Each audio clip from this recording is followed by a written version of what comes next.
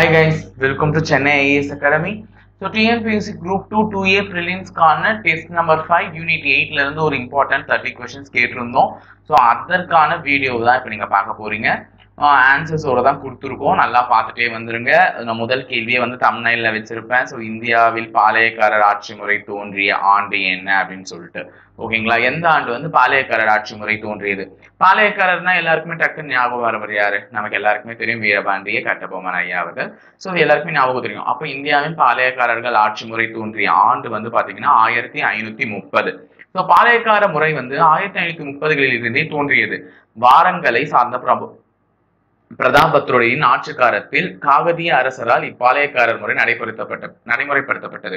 அரசருக்கு தேவையான போது போரில் வீரர்களுடன் பங்கேற்க வேண்டும் என்ற நிபந்தனையுடன் ஒரு பாசறையையும் பெரும் நிலப்பரப்பையும் வைத்திருப்பவரையே பாளையக்காரர் என்ற சொல் குறிக்கிறது. உங்களுக்கே தெரியும், பாளையக்காரர்னாலே வந்து பாளையக்காரர் எங்க யாரை குறிப்பிடுவாங்க? ஒரு பெரிய நிலப்பகுதியை ஆளக்கூடிய ஒருவர். அவர் வந்து அந்த நாட்டை சுற்றி இருக்கக்கூடிய ஒரு பெரும் அரசன் இருக்கும் பொழுது அவர்கள் போர் புரியும் பொழுது இவர்கள் என்ன பண்ணணும்? அவர்களுக்கு துணையா நிக்கணும். நானும் உங்களுக்கு சப்போர்ட் பண்றேன் அப்படின்ற மாதிரி. ஸோ எல்லாருக்குமே தெரியும், வீரபாண்டிய கட்டபொம்மன் அந்த அளவுக்கு வரி எல்லாம் கொடுக்காம எந்த அளவுக்கு எல்லாம் இது பண்ணாரு அப்படின்னு சொல்லிட்டுலாம். ஸோ அந்த மாதிரி பாளையக்காரர் அரசு முறை தான் வந்து சொன்னாங்க. அது எப்போ வந்திருக்குன்னு பாத்தீங்கன்னா 1530ஆம் ஆண்டு. ஸோ இங்க வந்து சொல்லியிருக்காங்க 72 பாளையங்கள் இருக்கிறது. பரம்பரையான 72 பாளையக்காரர்கள் இருந்திருக்க கூடும் சொல்லிட்டு நமக்கே வந்து ஒரு எக்ஸாக்ட் டேட்டா கொடுக்காம இது வந்து இதுவா தான் கொடுத்துருக்காங்க. ஸோ 72 பாளையக்காரர்கள் முறை இருந்திருக்கு இப்ப வரையும் நம்ம கண்டுபிடிச்சது அப்படின்றத மாதிரி தெரிஞ்சு வச்சுக்கோங்க. அடுத்த கேள்வி பத்தி பாத்தீங்கன்னா, தமிழகத்தில் பாளையக்காரர்கள் வரிகளை வசூலித்த பற்றிய தகவல்களில் எவை சரியானவைன்னு கேட்டிருக்காங்க.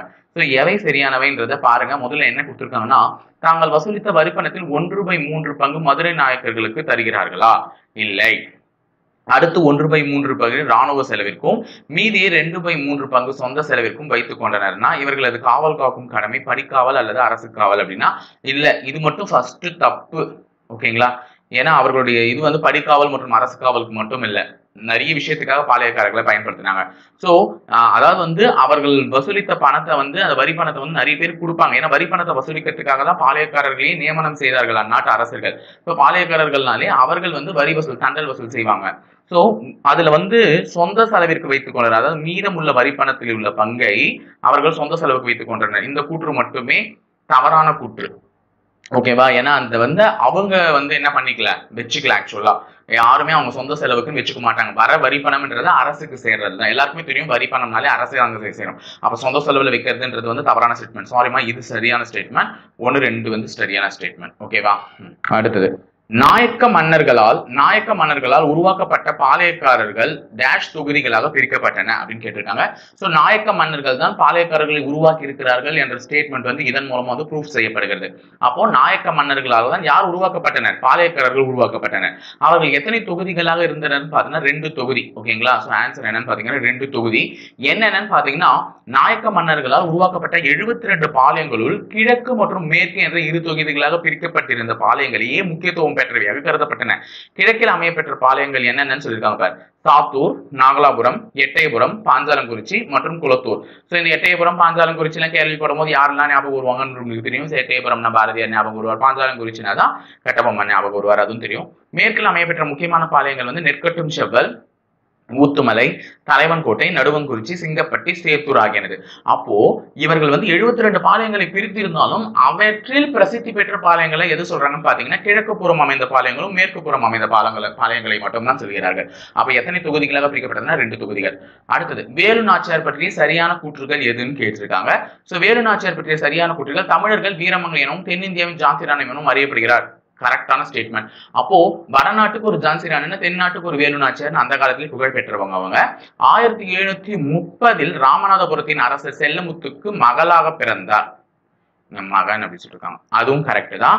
அடுத்தது வந்து பாத்தீங்கன்னா, போர்க்கால கருவிகளை கையாளும் பயிற்சி அளிக்கப்பட்டது அவருக்கு. எஸ். இதுல வந்து இந்த 4வது ஸ்டேட்மெண்ட்டும் 5வது ஸ்டேட்மெண்ட்டும் தான் தவறு. மற்ற எல்லாமே சரியான ஸ்டேட்மெண்ட். 1, 2 மற்றும் 3 சரி. அடுத்தது 5வது கேள்வி, 1772 ஆற்காடு நவாவும் லெப்டினேட் கர்னல் பான் நேகாம் தலைமையிலான படைகள் இணைந்து காளையார் கோவில் அரண்மனை தாக்குதல் பிறகு கொல்லப்பட்ட மன்னர் யார் அப்படின்னு பாத்தீங்கன்னா முத்துவடுகநாதர் அவர்கள் தான் கொல்லப்பட்டார். அப்போ 1772 வந்து ஆற்காடு நவாவும் 2 பேரும் சேர்ந்து தான் வந்து ஒரு அரண்மனை தாக்குதல் நடத்தாங்க. அது என்ன அரண்மனை தாக்குதல் பாத்தீங்கன்னா காளையார் கோவில் அரண்மனை தாக்குதல். அப்ப ஆற்காடு நவாபா இருந்தவர் வந்து அதை வந்து என்ன பண்ணாரு, அது வந்து போரிட்டு முன்னின்று போர் தொடுத்து அந்த அரண்மனை தாக்குதலை நடத்தினார். அப்படி நடத்தும் பொழுது கொல்லப்பட்டவர் தான் யாருன்னு பாத்தீங்கன்னா முத்துவடுகநாதர். இதனால் மூண்ட போரில் முத்துவடுகநாதர் கொல்லப்பட்டார். தனது மகளோடு தப்பிச் சென்ற வேலு நாச்சியார் கோபால நாயக்கரின் பாதுகாப்பில் திண்டுக்கல் அருகே உள்ள விருப்பாட்சியில் 8 ஆண்டுகள் வாழ்ந்தார். மறைந்து வாழ்ந்த காலத்தில் வேலு நாச்சியார் ஒரு படைப்பிரிவை உருவாக்கியதோடு கோபால நாயக்கர் மட்டுமல்லாமல் ஹைதர் அலியோடும் கூட்டணியை ஏற்படுத்தி கொண்டார். சோ வேலு நாச்சியார் தான் அங்கிருந்து தப்பிச்சு போட்டாங்க. அவங்க மனைவி தப்பிச்சு போய் என்னென்ன பண்ணிருக்காங்க அப்படின்றதுதான் டீடைலா சொல்லியிருக்காங்க. அடுத்தது 6வது கேள்வி, வேலு நாச்சியாரின் ஆலோசகர் மற்றும் படைத்தளபதி யார்? அவங்க மறைந்திருந்த அந்த 8 வருட காலகட்டங்கள்ல இருந்த ஆலோசகரும் மற்றும் படைத்தளபதியும் யாருன்னு கேட்டிருக்காங்க. ஸோ யார் அவர் அப்படின்னு பாத்தீங்கன்னா சின்ன மருது பெரிய மருது. ஓகேங்களா, சின்ன மருது பெரிய மருது. சின்ன மருது நாச்சியாரின் ஆலோசகராகவும் பெரிய மருது படைத்தளபதியாகவும் நியமிக்கப்பட்டார். மருது சகோதரர்கள் தெரியும். அதுல சின்ன மருது வந்து வேலு நாச்சியாருக்கு ஆலோசகராக நியமிக்கப்பட்டார். அதே மாதிரி பெரிய மருது வந்து வேலு நாச்சியாருடைய படைத்தளபதியாக செயல்பட்டார். 1783 ஆங்கிலேயர் சிவகங்கைக்கு மீண்டும் படையெடுத்து வந்தனர். இம்முறை மருது பாண்டியர் சில ராஜதந்திர நடவடிக்கைகளால் சிவகங்கையின் பாதுகாப்பை உறுதி செய்தனர். பிற்காலத்துல வந்து என்ன ஆச்சுன்னு பாத்தீங்கன்னா ஆங்கிலேயருடைய சமரச உடன்படிக்கைப்படி வேங்கன் பெரிய உடையதேவர் சிவகங்கை அரசர் ஆனார். 1790 இவருக்கு மனம் முடித்து வைக்கப்பட்ட வெள்ளச்சி நாச்சியார் சந்தேகத்துக்கிடமான முறையில் இறந்தார். வேலு நாச்சியார் நோயுற்று 1796 இறந்தார். ஓகே, அடுத்தது விஜயநகர பேரரசு காலத்தில் அந்த அறிமுகம் செய்த தங்க நாணயத்தின் பெயர் பகோடா. அதே நேரத்தில் விஜயநகரத்தில் அறிமுகமான தங்க நாணயம் பகோடா எனப்பட்டது. இதெல்லாம் நல்ல ஞாபகம் வச்சுக்கோங்க. பிளாக் பகோடா அப்படின்னு கூட ஒன்று சொல்லுவாங்க. அது எதுன்னு பாத்தீங்கன்னா ஒரிசாவில் சூரிய நாராயணர் கோயில தான் என்னன்னு சொல்லுவாங்க, பிளாக் பகோடா அப்படின்னு சொல்லுவாங்க. ஸோ இது ஞாபகம் வரும்போது எனக்கு அது ஞாபகம் வந்துச்சு, அதனால தான் சொல்லிட்டேன். அடுத்தது ஐரோப்பிய வணிகர்கள் இந்தியாவிற்கு வந்த காலத்தில் இப்பணம் செல்வாக்கு பெற்று விளங்கியது. அப்போ யூரோப்பியன்ஸ் அட்வென்ச்சர் ஆஃப் யூரோப்பியன்ஸ் காலத்துல தான் வந்து இந்த பகோடா அப்படின்ற ஒரு பணம் வந்து ரொம்ப வந்து ட்ரேடிங்க்கு எல்லாத்துக்குமே பயன்பட்டுச்சு அதிக அளவுல. அடுத்தது திப்பு சுல்தான் ஆட்சியில் மைசூரில் ஒரு பகோடா 3.5 ரூபாய்க்கு சமமாக கொல்லப்பட்டது. பகோடா மரத்தை உலுக்குததால் என்ற சொல்லை இங்கிலாந்து மக்களிடையே நிலவியது. ஸோ இதெல்லாம் தேவையில்லை. ஸோ அந்த காலத்துல என்ன பேர் வச்சிருந்தாங்கன்னா பகோடா, அது ஞாபகம் வச்சுக்கோங்க. அடுத்தது 2வது பாளையக்காரர் போர் நடைபெற்ற ஆண்டு என்னன்னு பாத்தீங்கன்னா 1800. கட்டபொம்மனின் கழகம் வந்து 1799 ஒடுக்கப்பட்ட போதும் 1800 மீண்டும் கழகம் வெடித்தது. பிரிட்டிஷாரின் குறிப்புகளில் இது 2வது பாளையக்காரர் போர் என்று குறிப்பிடப்படுகிறது. அப்ப சுதந்திரத்திற்கு வந்து பாளையக்காரர்களும் ஒரு வகையில நமக்கு வந்து ஒத்தாசை பண்ணியிருக்காங்க. சோ அந்த காலத்துல தெரியும் நான் வரி கட்ட முடியாது, நீ எனக்கு மாமனா மச்சானான்னு கேட்டவதான் கட்டபொம்மன். சோ அந்த மாதிரி ஒரு அதாவது வந்து என்ன சொல்றது, வீறு கொண்டு எழுந்த ஒரு பாளையக்காரர் வந்து ஆங்கிலேயர்கள் அந்த காலத்துல அடக்குனாங்க. அடக்கியதுக்கு அப்புறமாவும் 1800 வந்து மீண்டும் ஒரு கழகம் வெடித்தது. அதை தான் ஆங்கிலேயர்கள் என்னன்னு சொல்லியிருக்காங்கன்னு பாத்தீங்கன்னா இது 2வது பாளையக்காரர் போர் அப்படின்னு சொல்லியிருக்காங்க. இப்போரானது சிவகங்கையில் மருது பாண்டியர், திண்டுக்கல்லில் கோபால நாயக்கர், மலபாரில் கேரளவர்மா, மைசூரில் கிருஷ்ணப்பா மற்றும் துண்டாஜி ஆகியோர் அடங்கிய கூட்டமைப்பால் வழிநடத்தப்பட்டது. அப்போ ஒவ்வொரு பகுதியையும் சார்ந்தவர்களும் ஒவ்வொரு இடத்துல தலைமை தாங்கி ஆங்கிலேயருக்கு எதிராக அந்த இடத்துல போரை ஏற்படுத்தியிருக்காங்க. அப்ப விருப்பாட்சியில் ஏப்ரல் 1800 சந்தித்து அவர்கள் கம்பெனியாருக்கு எதிராக கொதித்தெழு முடிவெடுத்தனர். சோ இதெல்லாம் தான் சொல்லியிருக்காங்க. அப்போ 2வது பாளையக்காரர் போர் நடைபெற்ற ஆண்டு எதுன்னு பாத்தீங்கன்னா 1800. அடுத்தது தென்னிந்திய புரட்சி முடிவுள்ள உடன்படிக்கை எது அப்படின்னு பாத்தீங்கன்னா கர்நாடக உடன்படிக்கை தான். தென்னிந்திய கர்நாடக உடன்படிக்கையினுடைய ஆண்டு என்னன்னு பாத்தீங்கன்னா 1801. 1999 மற்றும் 1800 801 ஆண்டு பாளையக்காரர்களின் கழகம் அடைக்கப்பட்டதன் விளைவு தமிழகத்திலிருந்து அனைத்து உள்ளூர் குடித்தலைமையினர் எண்ணங்களையும் நீர்த்து போக செய்தது. 1801 ஜூலை 31 ஏற்பட்ட கர்நாடக உடன்படிக்கையின் விதிகளின்படி பிரிட்டிஷார் நேரடியாக தமிழகத்தின் மீது தங்கள் கட்டுப்பாட்டை ஏற்படுத்தியதோடு பாளையக்காரர் முறையும் முடிவுக்கு வந்ததுடன் அனைத்து கோட்டைகளையும் இடிக்கப்பட்ட அவர்களது படைகளும் கரைக்கப்பட்டன. அதுதான் வந்து கர்நாடக உடன்படிக்கையின்படிதான் 2வது தென்னிந்திய புரட்சி முடிக்கப்பட்ட உடன்படிக்கை. அடுத்தது பொறுத்துக கொடுத்திருக்காங்க. ஊமைத்துறைனா பாஞ்சாலங்குறிச்சியை சேர்ந்தவர், சிவசுப்பிரமணியம்னா நாகலாபுரத்தை சேர்ந்தவர், மருது சகோதரர்கள்னா திருப்பத்தூர், தீரன் சின்னமலைனா சங்ககிரி கோட்டை. ஆன்சர் 2143. ஓகேங்களா. அடுத்தது சின்னமலை பற்றிய சரியானவையவைன்னு பாத்தீங்கன்னா தீர்த்தகிரி என்ற பெயரோடு பழைய கோட்டை பட்டம் பெற்று மதிப்புமிகு குடும்பத்தில் 1756 பிறந்தார்னா சரியான ஸ்டேட்மெண்ட். காவிரி கரையில் நடைபெற்ற 1801 போர், 1802 ஓடாநிலையில் நடந்த போர், 1804 நடந்த அறச்சாளர் போர் போன்ற போர்களில் இவர் பங்கேற்ற போர்களில் முக்கியமானவன, அதுவும் சரியானது. இவர் பிடிபடாமல் இருக்க கொரில்லா போர் முறையை கையாண்டார்னா அதுவும் சரியானது. அப்ப அனைத்து கூற்றுகளுமே சரியான கூற்று தான் 11வது கேள்வி பொறுத்தவரையும். 12வது கேள்வி, வேலூர் புரட்சிக்கு உடனடி காரணமாக அமைந்தது என்னன்னு கேட்டீங்கன்னா தளபதி அக்னியின் தலைப்பாகை தான் வந்து உடனடி காரணமாக அமைந்தது. ஸோ வேலூர் புரட்சி ஏற்பட்ட ஆண்டு என்னன்றது உங்களுக்கு தெரியும். அது என்னன்றது உங்களுக்கு தெரியலன்னா மறக்காம கமெண்ட் பாக்ஸ்ல கமெண்ட் பண்ணுங்க.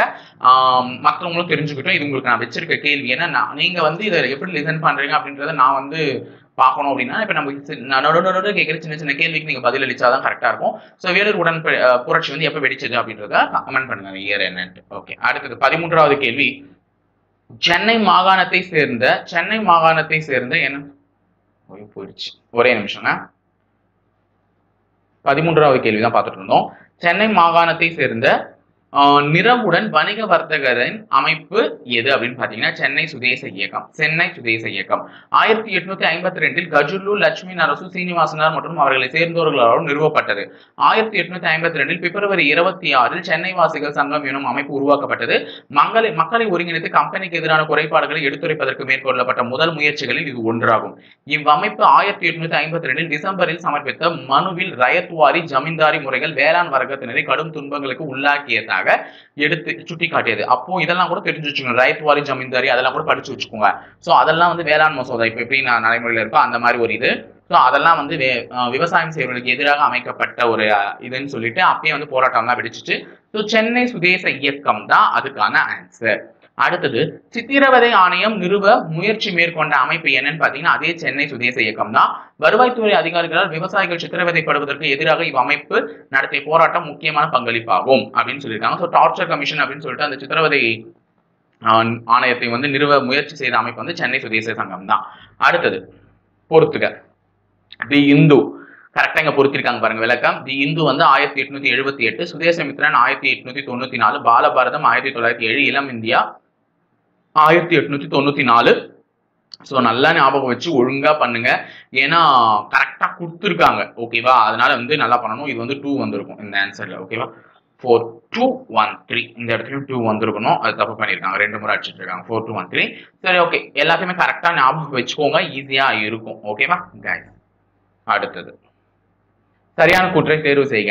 இந்தியாவின் பல பகுதிகளில் குறிப்பாக வங்காளம், பஞ்சாப் மற்றும் மகாராஷ்டிரா ஆகிய பகுதிகளில் புகழ்பெற்ற தலைவர்கள் தோன்றினர். சுதேச இயக்கம் தமிழ்நாட்டில் ஒரு ஆழமான தாக்கத்தை ஏற்படுத்தியது. ஆமா, ரெண்டுமே சரி, நம்மளை வந்து பாதுகாக்கிறதுக்காக ஏற்படுத்தப்பட்ட இயக்கங்கள் தான். அதுல வந்து கண்டிப்பா 2 கூற்றுகளுமே ஒரு சரியான கூற்றுகள் தான். ஏன்னா இந்தியாவில் பல பகுதிகளில் குறிப்பாக வங்காளம், பஞ்சாப் மற்றும் மகாராஷ்டிரா ஆகிய பகுதியில் புகழ்பெற்ற தலைவர்கள் தோன்றினா எல்லாருக்குமே தெரியும். லாலா லஜபதி ராய் யாரு, வங்காளத்தின் இவர் யாரு, எல்லாமே தெரிஞ்சிருக்கும். சோ அதெல்லாம் ஒன்றும் தப்பே கிடையாது, கரெக்டானதுதான். அடுத்தது, பாலகங்காதர திலகர் பற்றிய தவறான கூற்று என்னன்னு கேட்டிருக்காங்க. லோகமானிய திலகர் என்று அழைக்கப்பட்டார். சரியான கூற்றாச்சு இது, அவர் பேரே அதுதானே. அடுத்தது, கேசரி மராட்டா என்னும் பத்திரிகைகள் நடத்தின பத்திரிகையோட பேரை தான் கொடுத்திருக்காங்க. விடுதலை உணர்வை பரப்ப கணபதி விழாவை கொண்டாட ஊக்குவித்தார். கரெக்ட், இதுவும் கரெக்ட். இந்த 3 கூற்றுமே கரெக்ட். சுதேச இயக்க முன்னெடுப்பாக காலியா மற்றும் லாவோ எனும் 2 கப்பல்களை விலைக்கு வாங்கி ஓட்டினார் அப்படின்னா இது தவறு. அவரா கப்பல் ஓட்டினார். கப்பல் ஓட்டியவர் வேறு யாரோ தானே, அது எல்லாருக்குமே தெரிஞ்சிருக்குமே அப்படின்னு சொல்லிட்டு தவறான கூற்று அதுதான். அடுத்தது 18வது கேள்வி, யாருடைய விடுதலை நாளை சுதேசி தினமாக கொண்டாட முடிவு செய்யப்பட்டதுன்னா எல்லாருக்குமே தெரியும், பிபின் சந்திரபால் அவர்கள் தான். சோ பிபின் சந்திரபால் 1907 மார்ச் 9 விடுதலை செய்யப்பட்டார். அந்நாள் தமிழ்நாட்டு சுதேசி இயக்க தலைவர்கள் சுதேசி தினமாக திருநெல்வேலியில் கொண்டாட முடிவு செய்தனர். 1908 ஜூலை 7 வ.உ.சி. சுப்பிரமணியம் சேவம் குற்றம் செய்தனர் என அறிவிக்கப்பட்ட தேச துரோக குற்றவாளத்தின் கீழ் சிறையில் அமைக்கப்பட்டனர். முக்கியமான சுதேசி இயக்க தலைவர்கள் கைது செய்யப்பட்டதால் சினம் கொண்ட உள்ளூர் மக்கள் எதிர்வினையாக வன்முறையில் நடவடிக்கைகள் ஈடுபட்டனர். அப்ப பிபின் சந்திரபாலுடைய பிறந்த நாளை தான் வந்து விடுதலை நாளை தான் என்னன்னு சொன்னாங்க பாத்தீங்கன்னா சுதேசி தினமாக கொண்டாட முடிவு செய்தனர். திலகர் மீது கொண்டிருந்த பற்று காரணமாக டெனெட்ஸ் ஆஃப் நியூ பார்ட்டி எனும் நூலை தமிழில் மொழியாக்கம் செய்தவர் யார் அப்படின்னு பாத்தீங்கன்னா பாரதி. ஓகேவா, டெனெட்ஸ் ஆஃப் நியூ பார்ட்டின்ற ஒரு நூலை வந்து திலகர் வந்து அந்த ஒரு அவர் நடத்திய ஒரு பத்திரிகையில கொடுத்த அந்த ஒரு நூலை வந்து என்ன பண்ணாரு, தமிழ்ல மொழியாக்கம் செய்தவர் வந்து பாரதி. திலகர் மீது அவர் கொண்டிருந்த ஆர்வமும் பற்றும் மேலும் பெருகியது. திலகரின் டெனெட்ஸ் ஆஃப் நியூ பார்ட்டி எனும் நூலை பாரதி தமிழில் மொழியாக்கம் செய்தார். மேலும் 1907 சூரத் சென்று வந்த பயணம், சென்னை மாகாண தீவிர தேசியவாதிகள் குறித்தும் சில புத்தகங்களை வந்து வெளியிட்டார். அடுத்தது 20வது கேள்வி, தமிழகத்தில் கிளாம்பத் நாள் கடைபிடிக்கப்பட்ட நாள் என்னன்னு பாத்தீங்கன்னா 17/4/1920. ஜாலியன் வாலாபாக் படுகொலை நடைபெற்ற ஆண்டு வந்து 1919. ஏப்ரல் மாதம் 13ஆம் தேதியும் தெரியும். ஸோ அதே மாதிரி ஜாலியன்வாலா பாக் படுகொலை தொடர்ந்து அதற்கு காரணமான ஜெனரல் டயர் அனைத்து குற்றச்சாட்டுகளிலிருந்து விடுவிக்கப்பட்டதோடு அல்லாமல் அவருக்கு பரிசுகளும் வெகுமதியும் வழங்கப்பட்டன. முதல் உலகப் போருக்கு பின்னர் துருக்கியின் கலிபா அவமரியாதை செய்யப்பட்டதுடன் அவரது அனைத்து அதிகாரங்களும் பறிக்கப்பட்டன. கலிபா பதவியை மீட்பதற்காக கிலாபத் இயக்கம் தொடங்கப்பட்டது. பெரும்பாலும் தேசிய இயக்கத்திலிருந்து ஒதுங்கி இருந்த முஸ்லிம்கள் தற்போது பெரும் எண்ணிக்கையில் பங்கேற்க தொடங்கினர். தமிழ்நாட்டில் 1920 ஏப்ரல் 17 மௌலானா சௌஹத் அலி தலைமையேற்று ஒரு பொதுக்கூட்டத்தில் கிலாபத் நாள் கடைபிடிக்கப்பட்டது. இதை தொடர்ந்து கிலாபத் மூவ்மெண்ட் கேட்பாங்க. ஆமாமா, கிலாபத் மூவ்மெண்ட் வந்து நடந்தது வந்து 1920. அது கேட்பாங்க. ஸோ இங்கிலீஷ்ல நான் சொல்றேன், கிலாபத் மூவ்மெண்ட்னா 1920. அடுத்தது 21 இந்திய பெண்கள் சங்கத்தை தோற்றுவித்ததில் மார்கரெட் கசினும் ஒருவர் ஆவார். பெரியார் தன் வாழ்நாள் முழுவதையும் தானே உருவாக்கிய சிந்தனையாளர்கள், பகுத்தறிவாளர்கள் அமைப்புகளின் மூலமாக மூட நம்பிக்கைக்கு எதிராக பிரச்சாரத்தை மேற்கொள்வதில் செலவழித்தார்னா இது எனக்கு தெரிஞ்ச சரியான ஸ்டேட்மெண்ட் தான். மூன்றாவது ஸ்டேட்மெண்ட் சிங்காரவேலர் இந்து மகா சபையின் தீவிர ஆதரவாளர் ஆவார்னா இது தவறான ஸ்டேட்மெண்ட் தான். தென்னிந்தியாவில் ஜாதி முறை வடக்கே இருந்து வந்த பிராமணர்களின் வருகையோடு தொடர்புடைய என பெரியார் உறுதிப்பட கூறினார்னா ஆமா. ஏன்னா பெரியாரை பத்தின கூற்றுகள் இது 2 கூற்றுமே சரியானது. முதல் கூற்றுமே சரியான கூற்றுதான். ஸோ ஆன்சர் வந்து 1 to 4 ஆகிய எல்லாமே சரி. அடுத்தது 22வது கேள்வி ஒத்துழையாமை இயக்கத்தில் பெரியார் பங்கேற்கவில்லை. அடுத்தது வந்து முஸ்லிம் லீக்கை சேர்ந்த யாகூப் ஹாசனுடன் ராஜாஜி நெருக்கமாக பணியாற்றினார். இது மட்டுமே சரியான கூற்று. இதுவும் சரியான கூற்றை தேர்ந்தெடுத்துக்க என்ற கொஸ்டின் தான். ஸோ முஸ்லிம் லீக்கை சேர்ந்த யாகூப் ஹாசனுடன் ராஜாஜி வந்து நெருக்கமாக பணியாற்றினார். அந்த 2வது கூற்று மட்டுமே சரி. அடுத்தது சரியானவற்றை தேர்வு செய்க. கார்னல் கெம்பேல் தலைமையில் கீழ் ஆங்கில படைகள் மாபூஸ் கானின் படைகளோடு இணைந்து சென்றன. அடுத்தது காளையார் கோவில் போரில் முத்துவடுகநாதர் கொல்லப்பட்ட பின்பு வேலிநாச்சியார் மீண்டும் அரியணைக்கு பெறுவதற்கு மருது சகோதரர்கள் துணை புரிந்தனர். இந்த ஸ்டேட்மெண்ட் இப்பதான் நான் வந்து எக்ஸ்பிளைனே பண்ணேன். ஏன்னா காளையார் கோவில் போர்னு வந்து ஒன்று ஏற்படும் போது தான் யாரை கொன்னாங்க, முத்துவடுகநாதரை கொன்னாங்கன்னு சொன்னா. அப்ப அவங்க மனைவி வேலுநாச்சியார் வந்து அங்க வந்து தப்பிச்சு போய் வாழ்ந்தாங்க 8 வருடம். அப்ப வந்து அவர்களுக்கு வந்து படைத்தளபதியாகவும் யார் இருந்தாங்கன்னா மருது சகோதரர்கள்லாம். அது மாதிரி அப்ப அது கரெக்ட். அடுத்தது திண்டுக்கல் கூட்டமைப்புக்கு கோபால நாயக்கர் தலைமையேற்று வழி நடத்தினார். இதுவும் இப்பதான் ரீசெண்டா பார்த்தோம். திண்டுக்கல் கூட்டமைப்பு வந்து கோபாலநாதர் தான் எடுத்துக்கிட்டாருன்னு சொல்லிட்டு. ஸோ இந்த 2, 3 சரி. அப்போ 1, 4 தவறு. ஆன்சர் 2, 3 மட்டுமே சரி. 24 வெள்ளையனே வெளியேறு இயக்கத்தின் போது இராணுவத்துடனான காங்கிரஸ் தொண்டர்களின் மோதல் நடைபெற்ற இடம் எதுன்னு பாத்தீங்கன்னா மதுரை. சோ மதுரை மாவட்டம் முழுவதும் கடையெடுப்பு செய்யப்பட்டது. தீயினல், தந்தி கம்பங்களை அறுத்து பாலங்களை தாக்குதல் போன்ற வன்முறை செயல்கள், இது வன்முறை செயல்கள் தமிழகம் முழுவதும் பரவலாக நிகழ்ந்தன. அந்த வன்முறை அதிகமாக காணப்பட்ட இந்த ஆகஸ்ட் போராட்டம் அரசாங்கத்தின் அடக்குமுறை நடவடிக்கைகளால் 3 மாதமே நீடித்தது. ஓகேங்களா. சோ மதுரை வெள்ளையனே வெளியேறு இயக்கத்தின் போது இராணுவத்துடனான காங்கிரஸ் தொண்டர்களின் மோதல் நடைபெற்ற இடம் என்னன்னு பாத்தீங்கன்னா மதுரை. Answer D. ஓகேங்களா. 25வது கேள்வி 1932 ஜனவரி 24 புனித ஜார்ஜ் கோட்டையின் உச்சியில் தேசிய கொடியை ஏற்றியவர் யார் அப்படின்னு பாத்தீங்கன்னா ஆர்யா என்ற பாஷ்யம். ஓகேங்களா. ஆர்யா என்ற பாஷ்யம் இந்த இடத்துல கொஞ்சம் இதுவாக கொடுத்திருக்காங்க. So T Prakasam, K Nageswara Rao ஆகியோர் தலைமையில் சத்தியாகிரகிகள் சென்னைக்கு அருகில் உள்ள உதயவனம் என்ற இடத்தில் ஒரு முகாமை அமைத்திருந்தனர். ஆனால் அவர்கள் காவல்துறையினால் கைது செய்யப்பட்டனர். சோ அந்த நேரத்தில் ஆர்யா என அழைக்கப்பட்ட பாஷ்யம் வந்து புனித ஜார்ஜ் கோட்டையின் உச்சியில் வந்து தேசிய கொடியை ஏற்றி அவருடைய இதை வந்து தெரிவிச்சிருக்கார். சோ ஆர்யா என்ற பாஷ்யம், அது அரியம் என்ற பாஷ்யம் நீங்க கொடுத்திருக்காங்க. ஓகே, அது மாத்திக்கோங்க. அடுத்தது 26th கொஸ்டின் சென்னையில் தொழிற்சங்கங்களை தொடங்குவதில் முன்னோடியாக திகழ்ந்தவர் யாருன்னு பாத்தீங்கன்னா பிடி வாடியா. சோ தன்னாட்சி இயக்கத்தில் உறுப்பினர்களாக இருந்த பிடி வாடியா போன்றோர் தொழிற்சங்கங்களை உருவாக்கி தொழிலாளர் வர்க்கத்தை அணி திரட்டுவதில் முக்கிய பங்காற்றினர். சோ 27வது கேள்வி அனைத்து இயக்கங்கள் யாருடன் தொடர்புடையதுன்ற மாதிரி தான் இருக்கு. சோ திராவிடர் இல்லம் யாருடன் தொடர்புடையதுன்னா நடேசனார். அதே மாதிரி தொழிலாளர்ன்றது வந்து சிங்காரவேலன்ல வரும். தனித்தமிழ் இயக்கம் வந்து மறைமலை அடிகளுக்கும், ஜூரியா சரிதா சுருக்கம் வந்து இரட்டைமலை செய்யும் போறோம். ஆன்சர் 4312 அப்படின்னு வரும். அடுத்தது 28th கொஸ்டின் சென்னை வாசிகள் எதுக்கு வந்தாங்க அப்படின்னு பாத்தீங்கன்னா சித்திரவதை ஆணையத்துல அந்த சென்னை சுதேச இயக்கம் வந்து டார்ச்சர் கமிஷன் சொல்லியிருந்தால அது. அடுத்தது ஈவேரா எதுக்கு வருவாருன்னு பாத்தீங்கன்னா வைக்கம் வீரர்னு அழைக்கப்படுவார். SN சோமயாஜுலு வந்து பாத்தீங்கன்னா நீல் சிலையை அகற்றுதல், அது வந்து நான் அன்றைக்கே சொல்லியிருந்தேன். அந்த கடற்கரையோட அமைக்கப்பட்ட நீல் வந்து ஒரு அரசர் அப்பமா பொருட்காட்சி வெட்டு போய் வச்சுட்டு இருந்தாங்கன்னு சொன்னேன். அது பிரிட்டிஷ் அரசு சேர்ந்தவர் அது. அடுத்தது வேதாரண்யம் வந்து பாத்தீங்கன்னா உப்பு சத்தியாகிரகம் எல்லாருக்கும் தெரியும். தாளமுத்து வந்து இந்திய எதிர்ப்பு திட்டம். So answer 45231. So 29th question வந்து பாத்தீங்கன்னா வேலு நாச்சியார் தலைமறைவாக இருந்த 8 ஆண்டு காலத்தில் ஆங்கிலேயருக்கு உளவு பார்த்தவர் யாருன்னு பாத்தீங்கன்னா வெற்றிவேல். அதே மாதிரி இப்பதான் சொன்ன வேலு நாச்சியாருக்கு யார் படைத்தளபதியாகவும் ஆலோசகராகவும் இருந்ததுன்றதையும் பார்த்துருந்தீங்க மருது சகோதரர்கள்ல. சின்ன மருது எதுக்கு பெரிய மருது எதுக்கு அப்படின்னு சொல்லிட்டு. ஸோ வேலு நாச்சியார் வந்து தலைமறைவாக இருந்தார்கள். எப்போ காளையார் கோவில் தாக்குதலுக்கு அப்புறமா அவர்கள் முத்துவடுகநாதர் கொல்லப்பட்டதுக்கு அப்புறமா வேலு நாச்சியார் தலைமறைவாக இருந்தாங்க. ஸோ ஆங்கிலேயருக்காக உளவு பார்த்த வெற்றிவேல் என்பவரை குயிலி என்ற பெண் குத்தி கொன்றார். அப்ப குயிலி என்ற பெண் இங்க ஆப்ஷன்ல கொடுத்துருக்காங்கன்னா அவர் வந்து குத்தி கொன்றார். வேலு நாச்சியார் சொல்லியிருக்கேன் உழவு பார்த்து சொல்றேன்ட்டு. அப்ப வேலு நாச்சியாருக்கு உழவு பார்த்தவர் வந்து வெற்றி வேல். ஸோ வேலு வேல் அப்படின்ற மாதிரி ஞாபகம் வச்சுக்கோங்க. அடுத்தது சிறை தண்டனைக்காக நீ வருந்துகிறாயா என்று யாரிடம் காந்தியடிகள் கேட்டார் அப்படின்னு பாத்தீங்கன்னா வள்ளியம்மை. சோ காந்தியடிகள் வந்து யாரை பார்த்தெல்லாம் பெருமைப்பட்டார்ன்றதுல உங்களுக்கே தெரியும். சிறை தண்டனைக்காக நீ வருந்துகிறாயா என்று வள்ளியம்மையை கேட்டார் காந்தியடிகள். உடல்நிலை தளர்ந்திருந்த அந்நிலையிலும் வள்ளியம்மை இல்லை மீண்டும் சிறை செல்ல தயார் என்றே கூறினார். சிறைச்சூழலில் உடல்நலை குன்றிய வள்ளியம்மை 1914 பிப்ரவரி 22ஆம் நாளன்று தமது 16ஆம் அகவையில் மரணம் அடைந்தார். என்னுடைய சகோதரனின் மரணத்தை விடவும் வள்ளியம்மையின் மரணம் எனக்கு பேரிடியாக இருந்தது என்று காந்தியடிகள் மனம் வருந்தினார். நம்பிக்கை தான் அவரது ஆயிரம் என்று தில்லையாடி வள்ளியம்மை குறித்த இந்தியாவின் ஒப்பீனியன் இதழில் காந்தியடிகள் அதை குறிப்பிட்டும் இருக்கிறார். ஸோ வள்ளியம்மையை பார்த்து தான் அவர் வந்து இது பண்ணியிருக்காரு. ஓகேங்களா? ஸோ இப்போ ஒரு 30 கேள்வி பார்த்துருப்போம். இது வந்து டெஸ்ட் நம்பர் 5க்கானது. டெஸ்ட் நம்பர் 6 7 எழுதுங்க. இது பொங்கல் ஹாலிடேஸ் கழிச்சு தான் உங்களுக்கு வந்து எக்ஸ்பிளனேஷன் வீடியோ வரும். ஸோ அந்த கொஸ்டின் பேப்பர் மட்டும் டவுன்லோட் பண்ணி நீங்க வந்து டெஸ்ட் எழுத ஆரம்பிங்க. ஓகேங்களா? தேங்க்யூ.